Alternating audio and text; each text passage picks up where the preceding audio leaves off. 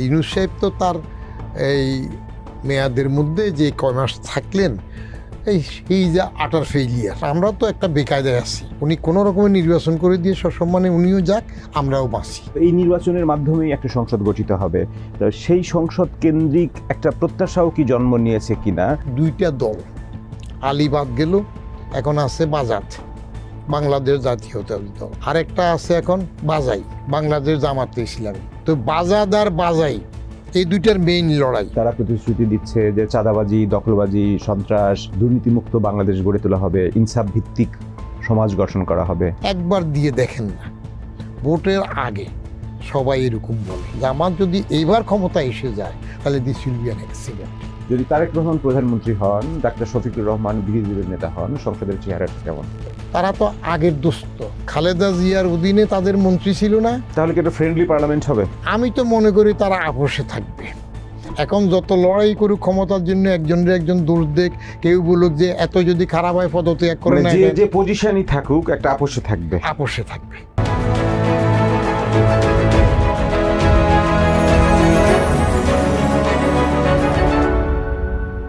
Hello and welcome to our কেবল presence কেমন সংসদ চাই। আর কেবল বাংলাদেশের একমাত্র ইউএল এবং ভিডি সার্টিফাইড কেবল, যা A grade LME registered copper ক্যাথোডে তৈরি এবং 100% ফ্লেম রিটার্ডেন্ট সম্পন্ন। আর কেবল, ওয়্যারস উইদাউট ওয়ারিজ। আমাদের সাথে আজ অতিথি হিসেবে উপস্থিত আছেন জাতীয় রাজস্ব বোর্ডের সাবেক চেয়ারম্যান, আপনাদের পরিচিত মুখ বদিউর রহমান। বদিউর রহমান, আপনাকে আমাদের স্টুডিওতে স্বাগতম। আপনার ব্যস্ততার ভিতরে আমাদের সময় দেওয়ার জন্য টিভিএস মাল্টিমিডিয়ার পক্ষ থেকে আপনাকে ধন্যবাদ জানাচ্ছি। আপনি কেমন আছেন? I am better then before. Always BTV. ওই যে যেটা আছে সাহেব গোলামের বাক্স, সেই বিটিভি না, এটা হলো বিটিভি, বেটার দেন বিফোর। বৃহস্পতিবারে ভোট, তাহলে আমরা বাংলাদেশের জনগণ, এই একটা শব্দ আমাদের সংবিধানের প্রস্তাবনায় শুরু আছে, we the people of Bangladesh, আমরা বাংলাদেশের জনগণ। বৃহস্পতিবারে ভোট, আমরা বাংলাদেশের জনগণ কেমন আছি? বেটার দেন বিফোর? আমরা জনগণ বেটার দেন বিফোর নাই। ভোটটা যদি ঠিকঠাক মতো করে দিতে পারেন তাহলে আমরা বেটার দেন বিফোর হই কিনা আশাতে থাকবো আর কি। সেই নির্বাচনটাই কেমন হচ্ছে? সবচেয়ে ভালো ঐতিহাসিক নির্বাচন যেমনটা বলা হয়ে থাকে, সরকারের পক্ষ থেকে বলছে। এটা গোয়ালা দুধ গোয়ালা কখনো খারাপ বলে না। আর ইউনূস সাহেব তো তার এই মেয়াদের মধ্যে যে কয় মাস থাকলেন এই যে আটার ফেইলিয়ার। এখন নির্বাচনটা যদি কোনো রকমে করে দিতে পারে তাহলে ওনাকে পাস মার্ক দিয়ে আমরা মানসম্মানে পাস করাই দিতে পারি। আটার ফেইলিওর কেন বলছেন? ওনার কোন কাজটাতে সার্থকতা আছে বলেন না? কোন কাজটায় সার্থকতা নেই? ওনার কোনোটাতেই তো নেই।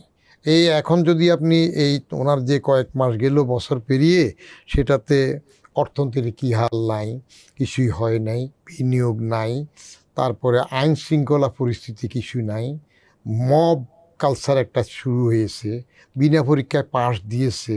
উনি সরকারের মধ্যে ওনার জানাশোনা কতগুলা পদার্থ অপদার্থ নিয়ে আসছেন, দেশি বাদ দিয়ে বিদেশি আনতেছেন, ওগায়রা করতে করতে গিয়ে he tried to be jack of all trades but master of none. তিনি তার সেই 3 জিরোজ পলিসি করতে যাইয়া সেগুলো তো বাইরে বলে ইন্টারন্যাশনালি খাওয়ান, কিন্তু এখানে তিনি নিজে যে জিরো হয়ে যাচ্ছেন, কিছু ইমেজ করতে পারেন নাই, সেটা তো আর খোঁজ রাখেন নাই। এখানে কি তার অটোপাসের কোনো সুযোগ আছে?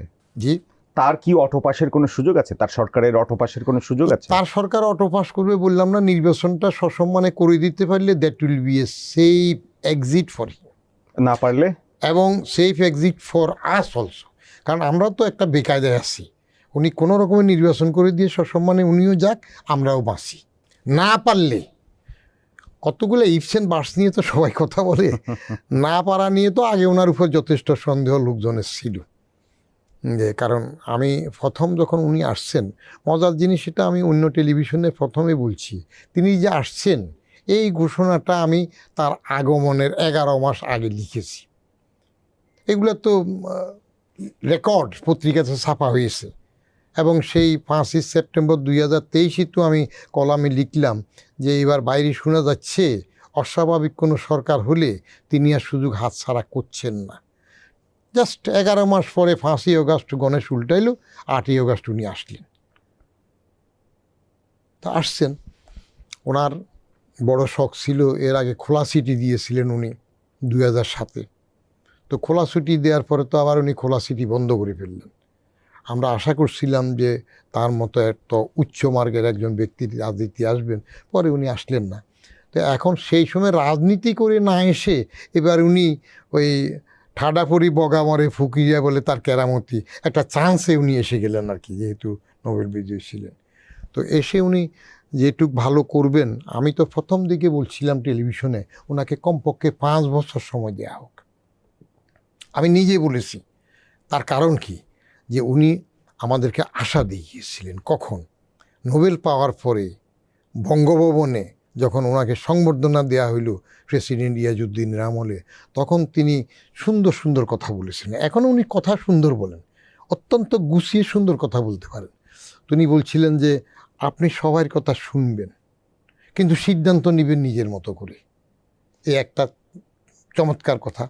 আরেকটা বলছিলেন যে উনি দেখতে চান বিদেশিরা বাংলাদেশের গ্রিন কার্ডের জন্য লাইনে দাঁড়িয়ে আছে, তাইলে এমন একটা ব্যক্তি সরকার প্রধান হয়ে আসছেন, সংস্কার করবেন।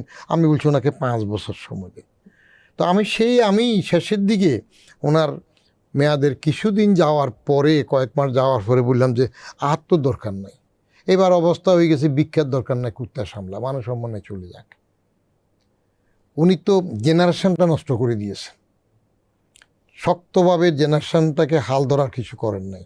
উনি আকবরের বৈরামঘা হইতে গিয়েছেন, পোলাফাইন বেসকে দিল, আওয়ামী লীগ নিষিদ্ধ করে কার্যক্রমে কায়দা করে বলছি যে দল নিষিদ্ধ করে নাই কিন্তু কার্যক্রম নিষিদ্ধ করছে, নির্বাচনে অংশ নিতে পারবে না। আহারে, তো আপনি ওই যে কথা আছে না, বলে যে সালাম তো দিলেন কিন্তু সালাম কানা ঠাকুর, সালাম ঠাকুর পর্যন্ত, কিন্তু ওই যে ওর যে চোখ কানা ঠাকুরের, সালাম কানা ঠাকুর বলতেছেন কেন? তাইলে আপনার কনিষ্ঠাঙ্গুলি দেওয়ার একটা অভ্যাস রয়ে গেছে। তো আমি যেটুকু দেখেছি, উনি শেখ হাসিনা তাকে যথেষ্ট নাজেহাল করেছে, অপমান করেছে। তো সেটার প্রতিশোধ উনি নিতে আসছেন ব্যক্তিগত এজেন্ডা। উনি গ্রামীণ ব্যাংকে মামলা টামলা করিয়ে উঠতে পারেন নাই, বয়স বেশি টেশির কারণে সে সময় পারে নাই। এবারে সে উনি ওটার সরকারি শেয়ার কমায় দিয়ে নিজেদেরটা বেশি করতেছেন, গ্রামীণের জানাশোনা লোকজন আনতেছেন, চিটংয়ের লোকজন আনছেন। ন্যাশনাল হিসাবে পুরো দেশটাকে সমভাবে দেখে শক্ত দক্ষ লোক আনে তো উনি সরকার গঠন করেন নাই। একটা হইলো আঞ্চলিকতা ছিল তার, সেদিকের বেশিরভাগ নিয়েছেন। তারপরেও ভালো হইতো, পদার্থ নিলে হইতো, অনেক তো অপদার্থ নিয়েছে। তো এখন ওই যে ওনার 3-0 যেসব থিওরি, সেটা হয় জিরোর ডাইনে আপনি যত জিরো যোগ করেন, কগনিজিবল 1 to 9 কোনো ডিজিট যদি না থাকে ওটা জিরোই পড়তে থাকে। সেই জন্য বলছি, আমাকে এর আগে টেলিভিশনে জিজ্ঞেস করছিলেন যে আপনি তাকে কত নাম্বার দেবেন। আমি এর আগে বলছিলাম যে ওনাকে নাম্বার দেওয়া তো দূরে থাক, উনি ফেলও করতে পারেন নাই। সেটা কেমন? আমাদের আগের সিস্টেমে 33 পাইলে পাস, 32, 31, এভাবে 25 পর্যন্ত দলীয় না হয় ফেল ধরা যায় 33-এর জায়গায়। কিন্তু যদি 100-র মধ্যে 7-8 পায় তাহলে ফেলও তো করতে পারে না সে অবস্থায়। তো এখন ওনাকে 5 মার্কটা আমি দেব, নির্বাচনটা যদি ঠিকঠাক মতো করিয়ে দেন। আপনি নির্বাচন প্রসঙ্গে আসছেন, নির্বাচনের প্রার্থী এবং দলরা তারা যে রকম প্রতিশ্রুতি দিচ্ছে, সবাই নিজেদেরকে জনস্বার্থে নিবেদিত প্রাণ হিসেবে তুলে ধরছে। তো এই নির্বাচনের মাধ্যমেই একটা সংসদ গঠিত হবে, তো সেই সংসদ কেন্দ্রিক একটা প্রত্যাশাও কি জন্ম নিয়েছে কিনা? তো সেই সংসদটা আসলে কেমন হওয়া উচিত? আপনার এর আগের নির্বাচনগুলোতে তো আমি মোটামুটি আগাম এমপি দেখতাম, কেউ হবে কেউ হবে না, কিন্তু দেখা সাক্ষাৎ হতো। তো এইবার সৌভাগ্য হলো মাত্র গতকাল একজন এমপি সাহেব আমার বাসায় আসছিলেন, অর্থাৎ উনি এমপি প্রার্থী আর কি। এই প্রথম এমপি দেখলাম, তাও আসলেন কিভাবে, একটা কাগজ নিয়ে আসলেন। ইনি আমাদের সে একসময় 4 খলিফার 1 খলিফা রব সাহেবের দলের সংস্থান জিএসডি, ওটা নির্বাচিত হিসেবে উনি আসছেন, বাসায় আসলেন, ভোট চাইলেন। ওনারও পিছন দিয়ে অনেক কথাবার্তা আছে, এটা করবেন সেটা করবেন। তো আমি জানি না এই জাতীয় এমপি সাহেবদের জামানত বাজেয়াপ্ত হবে কিনা, তারা পারবে কিনা, কিন্তু নাম তো একবার যদি উঠে যে ওয়ান্স আপন এ টাইম আমি ভোটে দাঁড়িয়েছিলাম, সংসদ নিয়ে আশা সংসদ না হওয়ার আগে আমি করব না। তার কারণ এখন যারা মোটামুটি আলীকে বাদ দিয়েছে সরকার, আওয়ামী লীগ, তো আলীকে বাদ দিয়ে যে নির্বাচন করতেছে, এটা আমাকে অনেকে ট্যাগ লাগায় যে আমি নাকি 100% আওয়ামী লীগের ফ্যাসিস্টের দোসর আপনি? বলে। এই সেদিনও 31 তারিখে এক টিভিতে গেলাম, কিছু ছেলে ফেলে রাখলো প্রশ্ন করার জন্য। এর মধ্যে এক ছেলে আমাকে বললো যে আপনি তো মননে আওয়ামী লীগ। তো আমি বলি যে আসলে এটা আমার সৌভাগ্য, কারণ আমি যখন সরকারে চাকরি করলাম, সালাউদ্দিন ইউসুফ স্বাস্থ্যমন্ত্রী আওয়ামী লীগের ট্রেজারার ছিল, বঙ্গবন্ধুর আমলের পুরনো ব্যক্তি, উনি আমার মন্ত্রণালয় থেকে বাইরে করে দেন। তার কারণ কি, আমি ছাত্রলীগের ফান্ডাগুন্ডার একটা টেন্ডার দিইনি। তো তারা তখন বলে যে এটা আমাদের না, আওয়ামী লীগের না, এটা বিএনপির। আবার বিএনপি ডক্টর খন্দকার মোশাররফ মন্ত্রী হয়ে আসার পরে সেখানে আমার তারপরে 2-1 দিনের মধ্যে আমাকে আবার সচিবালয় থেকে বের করে দিল। তাহলে সালাউদ্দিন আওয়ামী লীগের বাইর করে, আমি নাকি বিএনপি। আর বিএনপি এসে বাইর করে আমার ভাত বিক্রি করতে হোটেলে পাঠাই দিল, সেরাটন হোটেলের ভাত বিক্রি করতে কোম্পানি সেক্রেটারি করে দিল। বলে কি, বলে যে তারা আমি নাকি বিএনপি না। আর বিএনপির আমার আবার খালেদা জিয়া আমার 4 বার সচিব পদে পদোন্নতিও দেন নাই, তখন আবার আমার ট্যাগ দিয়েছে আওয়ামী লীগ। তো এখন এই যে গত 31 তারিখে একটা ছেলে মননে আওয়ামী লীগ বললো, আমি বললাম যে বাবারে আমার 4-3টা বই আছে, পড়ো। আমি কোদালকে কোদাল বলি। আমি বলি যে আমার বাপ কি আমি চিনি? আমি যখন জন্মাইলাম তখন আমার বাপকে আমি চিনতাম? মা বলছে, চাচা বলছে, ফুফুয়া যেটা বলছে, তারপর তো বাপ চিনলাম। এখন যারা বাপ চিনতে চায় না, বাপই চিনে না, তারা আগেই শুরু করে দে এটা এইদিক ওইদিক। তো সেটা হইলে তো হবে না। আমি ক্লিয়ার বলি, বঙ্গবন্ধুর বাড়িভাঙ্গা এটা হইলো একটা বেইমানি। এখন কেউ যদি মির্জাফরও হয়, তার নামে রাস্তা থাকলে সেটাও থাকুক, দ্যাট ইজ হিস্ট্রি, থাকতে হবে। বঙ্গবন্ধুর বাড়ি ভাঙতেছে, ইউনুস থামায় নাই, চুপ করে রইল। এরপরে গতবারও দেখি যে একজন হাতুড়ি দিয়ে একটা করে ইট ভাঙতেছে। তো টিভিতে দেখাইলো এটা যে কত দিনে ভাঙবেন, বলে দেখি চেষ্টা করি কত পারি। গণভবন সরকারি সম্পত্তি। আমি প্রথম বললাম এটা কি কারো বাপের তালুক যে জাদুঘর বানাবে? তাহলে এখন যেখানে প্রেস কনফারেন্স করে ইউনুস সাহেবের ইয়েরা আছে যে প্রেস সেক্রেটারি, ওটা কি ছিল আগে? ফরেন সার্ভিস ট্রেনিং একাডেমি, সেটা কি ছিল? সেটা প্রেসিডেন্ট হাউস ছিল না? আইব খান সেখানে আসতো না? ইয়াহিয়া খান সেখানে বসছে না? তারপর ওটা গণভবন হচ্ছে, তাহলে এটা ভাঙিয়ে ফেলো। তো জাদুঘর দিয়ে যদি ওইটা দখল করা হয় সরকারের সম্পত্তি, লক্ষণ এগুলা ভালো না। ইতিহাস তো ভৌগোলিক পরিবর্তন তো মিলিয়নস অফ ইয়ারে হয়, আর ইতিহাস তো হাজার হাজার বছরে হবে। তো এখন চট করে এই বাড়ি ভাঙ্গিয়ে নাম বদলাবে, এটা কয়দিন থাকবে, কয়দিন টিকবে? এই যোদ্ধা, মুক্তিযোদ্ধা, এখন জুলাই যোদ্ধা, এগুলো ইতিহাসে ফিল্টার করে এসে খাঁটিটা থাকতে সময় লাগবে। সংসদের নিয়ে যেটা বললেন সেটা নিয়ে আমি যেটা ভাবি, কারণ এখন তো বেশিভাবে 2টা দল, আলী বাদ গেল, এখন আছে বাজাদ, বাংলাদেশ জাতীয়তাবাদী দল, আরেকটা আছে এখন বাজাই, বাংলাদেশ জামাতে ইসলামী। তো বাজাদ আর বাজাই এই 2টার মেইন লড়াই। আমি 12 সালে লিখছিলাম যে রাজনৈতিক 3য় শক্তি দরকার, এই 2 মহিলার জগত্তল পাথর থেকে আমরা মুক্তি চাই, হাসিনা খালেদা। তো এইবার যখন জানাফা হইল, জাতীয় নাগরিক পার্টি যখন হইল গত বছর ফেব্রুয়ারি মাসের শেষের দিকে, আমি সেখানে সারাক্ষণ ছিলাম। একবারে তাদের সভা শুরু হওয়ার আগ থেকে যে দাঁড়াই শেষ পর্যন্ত সব দেখলাম। ভাবলাম এরা কী হবে, এখন এরা কোথায় চলে গেল? এ জানাফা চলে গেল 71-এর যুদ্ধবিরোধী জামাতের পেটের মধ্যে ঢুকে গেল। তা আপনি আশা করবেন কোত্থেকে? তাহলে বাকি 2টো জানাফা বাদ গেল ওখানে। জামাত যদি সরকারে আসে, যদি আসে, সবাই বলে এসে যাচ্ছে, ইয়েস, জামাতের ডিসিপ্লিন খুব কঠিন, আমি বলি রেজিমেন্টেড, তারা কড়াভাবে নিজেরা পালন করে, তাদের এসব গুণাবলী আছে, কর্মীকেও পোষণ করে দেখে। আবার আমি যখন জামাতের পক্ষে যাই এরকম কথা বলি, তখন আজকে সকালেও আমাকে একজন কংগ্রেচুলেট বলতেছে, আপনি কি সুন্দর কথা বলছেন জামাতের পক্ষে, আমার খুব ভালো লাগছে। আমি কোনটা? বলে যে আপনি বলছেন না ওই যে জামাতের কর্মী অ্যারেস্টেড তুলে তার পরিবারকে জামাত দেখে। একজনের মা বললো যে আমার ছেলে জেলে থাকলে আরও ভালো, আমি আগের থেকে ভালো চলতে পারছি। আপনি সেটা বলছেন, বাকি অংশটা বলেন নাই। জামাতকে যদি কোনো কর্মীকে ট্রেনিং দিয়ে শিখাই দিয়ে যে বদিউর রহমানের পা কাইটা দাও, রক কয়টা দাও, বেসতে যাবে, তাহলে ও কেটে ফেলবে, সেটা তো বলেন না। তো ওরা যদি আসে, তারা 71-এর যে ভূমিকা নিয়ে আসছে, তাহলে আমরা ভালো কিছু সততা, বেহেশত পাওয়া থেকে শুরু করে যাই কিছু বলুক, ভালো কিছু আশা করতে পারবো কিনা সন্দেহ আছে। কারণ তাদের আগের বক্তব্যগুলা যারা 71-এ 12, 14, 10 বছরের বয়সেরও ছিল, তাদের মনে থাকবে কিছুটা হইলেও যে 71-এ আমরা ভুল করিনি। এখন ভুল করিনি এটার ব্যাখ্যা আবার জামাতের পক্ষের লোকজন আরেকভাবে বলে যে এটা তো ভালো কথা বলছে, তারা বিশ্বাসঘাতক নয় তো, তারা পাকিস্তান টিকে রাখার জন্য আলবদর, আল শামস থেকে শুরু করে যত কিছু আছে রাজাকার সব করেছে, তাহলে তারা ভালো তো, বিশ্বাসঘাতক নয়, অতএব তারা ভুল করে নাই।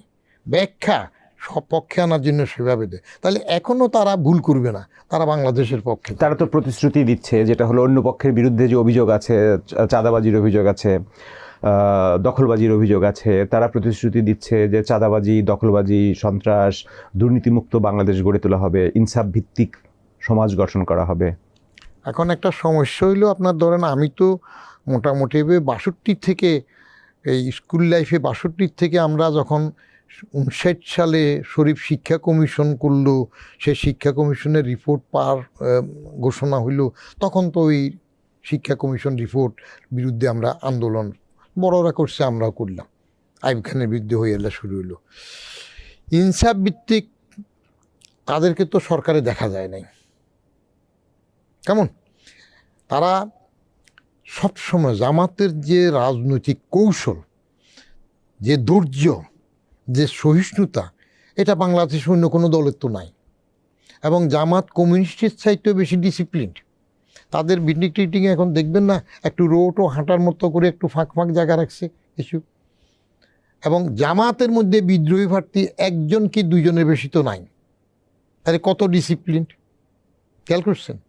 আর তাদের এই ডিসিপ্লিন এবং ক্যারিজমেটিক অ্যাটিটিউডটা তারা কাজে লাগিয়েছে। কাজে লাগিয়ে কি করলো, ওই যে জিয়াউর রহমান সাহেবের ঘনিষ্ঠ এক কর্নেল অলি ছিল না, ও কোথায় কোন জোটে চলে আসছে, তার দল এদিকে চলে আসছে। একজন মুক্তিযোদ্ধা ছিল না বিএনপির, আক্তার সাহেব নামে, মেজর আক্তার হিসেবে বেশি পরিচিত, তিনি কোথায় চলে আসছেন, এদিকে আসেন। তাহলে এটা তো তাদের ক্রেডিট। জামাত কি ভাঙছে পর্যন্ত, যে জামাত শফিক, জামাত তাহের এভাবে কি ব্র্যাকেটে হচ্ছে? অন্য সব দল তো হয়েছে, বিএনপি ভাঙছে, আওয়ামী লীগের অনেকে ভাঙছে, এটা হয়েছে, জাতীয় পার্টি, জামাত তো ভাঙে নাই। তাহলে তারা রেজিমেন্টেড এবং তাদের শৃঙ্খলা ঠিক আছে। তো রাষ্ট্র ইনসাফ যদি তারা রাষ্ট্রে আসে, সেটা আসলে যদি হয়, এটা নিয়ে ধ্যান ধারণা ভিন্ন আছে। শেখ হাসিনা প্রথমবার ইলেকশনে আসার আগে হাতে তসবিহ ছিল, মাথায় পট্টি ছিল একটা, ওই স্কার্ট না কি ছিল বলি, একবার দিয়ে দেখেন না। ভোটের আগে সবাই এরকম বলে, আসলে কি করবে আগের চরিত্র বিশ্লেষণ করলে ভালো কিছু আশা করে না। বিপক্ষ যেটা বলতেছেন সেটাকে বাজাদকে তো সরকার পোষণই করে ফেলল। তারেক রহমান আসার পরে তার যে সংবর্ধনা যেটা হল, আর্মি যেভাবে কর্ডনিং করে আনলো, এটা তো আশ্চর্যের বিষয়। কেন? ওই যে 15-16 বছর বিদেশে ছিল একটা দলের প্রধান, আসবে, সেজন্য সরকার তার জন্য এই রকম মহাকাণ্ড করলো। কারণটা কি, হিসাবটা কি এইরকম মিলিয়েছে যে 10 জানুয়ারি 1972 বঙ্গবন্ধু তেজগাঁ এয়ারপোর্ট থেকে রেস কোর্স, এখনকার সরোয়ার্দী, এইটুক পর্যন্ত আসতে তার 2.5 ঘন্টা 3 ঘন্টা লেগেছে, এত ছিল। তাহলে তারেকেরটা ওখান থেকে 60 ফিটে যাওয়ার জন্য ওইরকম কত ঘন্টা লাগাবে? ক্ষমতায় আসার আগেই তো সবাই তারেকের সাথে দেখা করা শুরু করছে, বিদেশিরা করতেছে, ব্যবসায়ীরা যারা কয়দিন আগেও হাসিনা সেখানে গেল দল বেঁধে তারা করতেছে। তো ক্ষমতায় বোধহয় এসেই গেল। তাদের মাস্তানগিরি তো আমি অ্যাক্টিভিতে বলছি, আমি জীবনে কোনো দিন আমার গাড়িতে হাত দিয়ে স্টিয়ারিং থেকে চাবি খুলিয়ে নিয়ে যাবে এটা আমি দেখি নাই। ওটা কিন্তু গত কোরবানি ঈদে বাড়ি গেলাম পর এই বাজাদের পরে বললাম, আর কি দোকানদার বলল, বল যে বুঝেন না যারা ক্ষমতা আসবে তাদের, আমার চাবি খুলে নিয়ে গেছে, মাস্তানি করতেছে, তারা এক্সেল করতেছে। তো আমরা ওই কথাটা একটু গভীরভাবে পর্যালোচনা করে, যে সবাই বলে মাঠে বাগানে হাঁটার সময় বলতেছে যে আওয়ামী লীগের সরকার তো দেখলাম বাজাদের সরকার দেখলাম, জাফার সরকার দেখলাম জাতীয় পার্টির, জামাতের তো দেখি নাই, দেখা বাকি রইল। তো একজন এটা বলার পর আরেকজন বলছে যে বাবারে আগে তো পোলাও কোরমা অনেক খাইছো, নিজের মলটা তো কোনোদিন খাও না, একটু খেয়ে দেখো, সেটাও তো একটা অভিজ্ঞতা হবে। মানুষের উইটি এক্সপ্লেনেশন এবং ইন্টারপ্রিটেশন শুধু পারসেপশন দিয়ে কাজ করে না। আমার তো মনে হয় না সিট হয়তো বেশি পাবে আগের থেকে, ভোট হয়তো তারা ওই পিয়ারের জন্য লড়াই করছে, সেদিকে সুবিধা হবে, কিন্তু ক্ষমতায় এসে যাওয়ার মতো পজিশনে কি জামাত আছে এখন? I do not feel like. এরপরে যদি বলেন যে জামাত ক্ষমতায় এসে যাবে, যারা আশা করে যদি এসে যায়, তাহলে আমার the origin of life on earth একটা লেখা ছিল, সেটার মধ্যে লেখক বলতেছিলেন যে পৃথিবীতে প্রাণের সঞ্চারটা কিভাবে হইল। বলে যে 6টা বানরকে যদি মিলিয়নস অফ ইয়ার, এই বছর ইলেকশন নিয়ে রিলেটেড বলছে যে মিলিয়নস অফ ইয়ার যদি টাইপ করতে বলা হয়, বানর জানে না, খালি টিপবে, এর মধ্যে যদি কোনো একটা বানরের একদিনের কন্টিনিউয়াস টাইপে যদি মনে হয়ে যায় যে একটা শেক্সপিয়ারের পুরো সনেট কারেক্টলি টাইপড হয়ে গেছে, তাহলে হোয়াট ইজ দ্যাট? সেটাকে লেখক বলতেছে দ্যাট ইজ অ্যান অ্যাক্সিডেন্ট। তার বক্তব্য ছিল the origin of life on earth is an accident, সেভাবে হয়েছে। তো জামাত যদি এইবার ক্ষমতায় এসে যায়, পরেরটা পরে যায়, এইবার যদি ক্ষমতায় এসে যায়, তাহলে this will be an accident. তারা 11 দল ছিল, এক বাক্স চিন্তা করছিল 10 দল, এখন বোধহয় 11 দল হইল। ওইখানে যে আরেকটা দলের মামুন আছে না, একজন মাওলানা মামুনুল হক, হ্যাঁ, সোনারগাঁর ঘটনা সেদিন কদিন আগের ঘটনা গেল না, সোনারগাঁতে একটা কেলেঙ্কারির ঘটনা গেল না, হ্যাঁ। এখন তারা সব ইসলামাইট হবে, কিন্তু হাত ফাঁকাওয়ালা যারা আছে চরমোনাই না কারা, তো সেখানে তাদের ভোট কি কম আছে? হেফাজত কোন দিকে যাবে? এই ইসলামাইট দলগুলোর মধ্যে তারা টিকে থাকার জন্য একসময় একদিকে যায়। জামাত আওয়ামী লীগের সাথেও একাত্মতা প্রকাশ করছে একসময়, জলিল সাহেব জেনারেল সেক্রেটারি থাকতে চুক্তিভুক্তির মতো কি হয়েছে না। আর বাজাদের সাথে জামাত কীভাবে ছিল, খালেদা জিয়ার থেকে এক ফোঁটা রহমতের জন্য তারা তো সবসময় জিব্বা 10 হাত বের করে রাখছে, এবং 2টা মন্ত্রী ছিল না তাদের। ইয়েস, জামাতের একটা গুণ আছে, তাদের মন্ত্রীরা পার্সোনালি তখনও কোনো রকম করাপ্ট হয় নাই।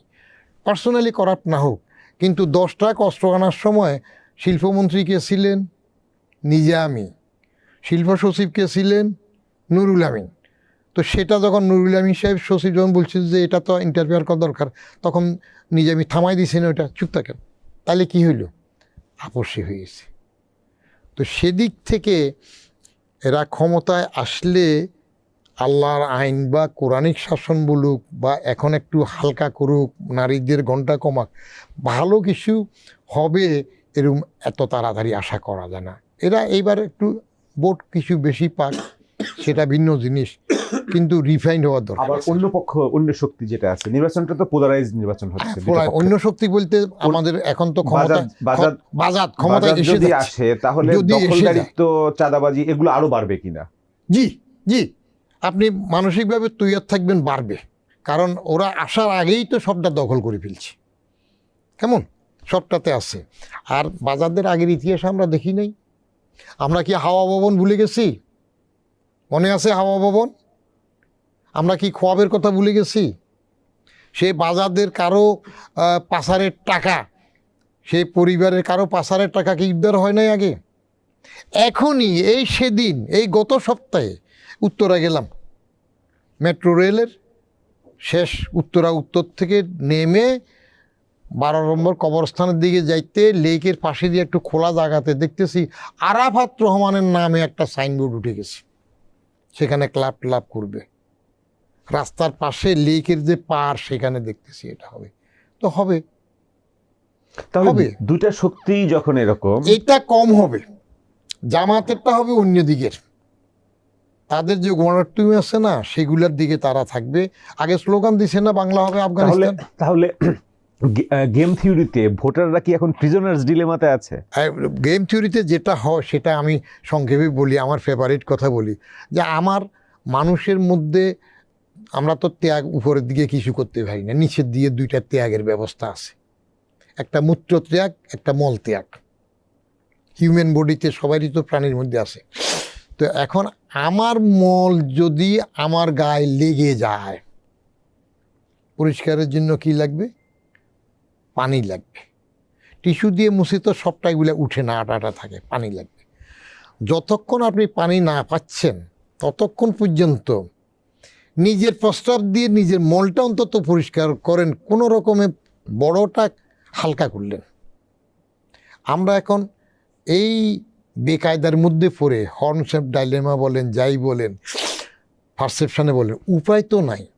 কারণ ইউনুসকে তো আর এরকম রাখা যায় না, সে তো ভালো কিছু করতে পারে নাই।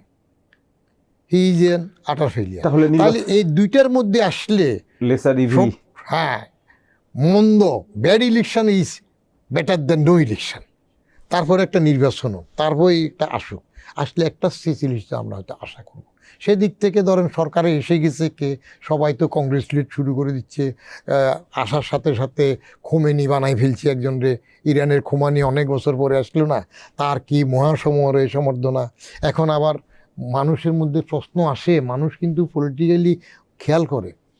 এই পশু বাগানে গেলাম, যে একজন বলতেছিল যে পারিবারিক দল তো আগ থেকে আছে, বঙ্গবন্ধুর কন্যা হাসিনা, ওয়াজেদ, জয়, সাইমা, হেরা একটা খুশি। এটাও তো দেখি একই শুরু হয়ে গেল। ডাক্তার জুবাইদা এখন শুরু করছে এখানে যাওয়া ওখানে যাওয়া। লক্ষণটা কি? আসবে নাকি? ব্যারিস্টার জাইমা এসে যাইতেছে, কথাবার্তা বলতেছে, বলে যে এটা কি আরও মজবুত হইতেছে। আগে ছবি ছিল জিয়াউর রহমানের। এটা ইলেকশন উইনিং এ তাদের স্ট্র্যাটেজিও হতে পারে, ক্যাম্পেইনের ইলেকশন পার্ট। উইনিং, কিছু জিনিস আছে ইলেকশন উইনিংয়ে পরিবারের সদস্য যাবে, কিন্তু যেসব এটা বিতরণ ওটা বিতরণ এই সময়ের মধ্যে করতেছে, মানুষ তো গড় ফোড়া গরু সিঁদুরে ম্যাগ দেখলে ভয় পায়।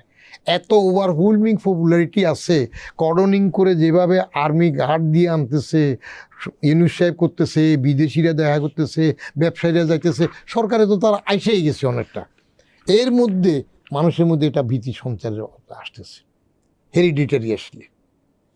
হ্যাঁ, একটা জিনিস আমরা লক্ষ্য করব, ক্ষমতায় আসার পরে 16 বছর 17 বছর বিদেশে থাকার পরে তারেক রহমানের মধ্যে রিফাইনমেন্ট আসছে কিনা, আগের তারেক আর এখনকার তারেক ডিফারেন্স হবে কিনা। আপনার পর্যবেক্ষণ কি বলে? আমার পর্যবেক্ষণ, স্টেজে একটা পরিবর্তন আসছে। অন্যের মতো একেবারে বড় চেয়ারে বসে এটা করতেছে না, হেঁটে হেঁটে কথা বলতেছে, কথাবার্তায় কিন্তু আশাপ্রদ কথা, খাল কাটবে বা 31 দফা আগের, এখন আবার তারা অনেকগুলো দফা বাড়িয়ে দিল, এইগুলোতে আমার কোনো আগ্রহ নেই। চেয়ারে বসার পরে কি হবে সেটা, একটা জিনিস যদি তারেক রহমান মনে রাখে তাহলে হি উইল বি শাইনি। সেটা হইল, যদি মনে রাখে প্রেসিডেন্ট জিয়া মারা যাওয়ার পরে সরকার তাদেরকে বরণ পোষণের টাকা দিয়েছে, 2 ভাই লেখাপড়া, খরচাপাতি, বাসা খরচ, গাড়ি বাড়ি, ড্রাইভার, সব কিছু সরকার দিয়েছে। যেহেতু সেরা গেঞ্জি বাঙ্গা সুটকেসের একটা কাহিনী ছিল, সেটা যদি মনে থাকে যে আমি এই পজিশনে ছিলাম, এখান থেকে আসছি, কিন্তু আবার ক্ষমতায় আসার পরে আগে যেরকম ওই যে লঞ্চ হয়ে গেছে কোকো 1 কোকো 2 এটা, তাহলে কিন্তু হবে না। এই নির্বাচনে যারা প্রার্থী হয়েছেন কারা আছেন, আমরা টিআইবির বিশ্লেষণ করা কিছু ডেটা আপনাকে আমি উদ্ধৃত করে দিতে চাই আপনার আলোচনার সুবিধার্থে। কারা প্রার্থী হয়েছেন, প্রার্থীদের আয় ব্যয় নিয়ে তারা যে ডেটাটা বিশ্লেষণ করেছেন, সেখানে দেখাচ্ছে 3,75,000 টাকা পর্যন্ত বার্ষিক আয় করেন 28 ভাগের কিছু বেশি প্রার্থী। 3,75,000 টাকা 12 মাসে আয়, তাহলে মান্থলি কত হয় আপনি একটু হিসাব করে দেখতে পারেন। 10 লাখ টাকা থেকে 15 লাখ টাকা আয় করেন 21% প্রার্থী। 35 লাখ টাকার বেশি আয় করেন 16% বেশি প্রার্থী। আর এদের যদি মান্থলি আয়, নট ইয়ারলি, ইয়ারলি বলেন, হ্যাঁ, ওই যে আপনাকে প্রথমে যেটা বললাম, যেটা আপনার 3,75,000 টাকা থেকে 3,75,000 টাকা পর্যন্ত বার্ষিক আয় করেন 28 ভাগের কিছু প্রার্থী। 3 লাখ টাকা, 3,75,000 টাকা বছরে আয়। আর 10 লাখ টাকা থেকে 15 লাখ টাকা পর্যন্ত আয় করেন 21%। তাহলে প্রায় আপনার ওখানে আমরা পেলাম কত শতাংশ? 28%, আর এখানে পাচ্ছি আমরা 21%।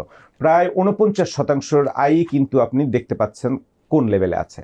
আর একটা অংশ আছে 35 লাখ টাকার বেশি আয় করেন 16% বেশি প্রার্থী। আর তাদের যদি আমরা আয়করের ফাইলটা একটু দেখি টিআইবির বিশ্লেষণ অনুযায়ী, সেখানে বলা হচ্ছে টিআইএন সার্টিফিকেট দিয়েছেন 97.25%, নির্বাচন হলফনামার সাথে।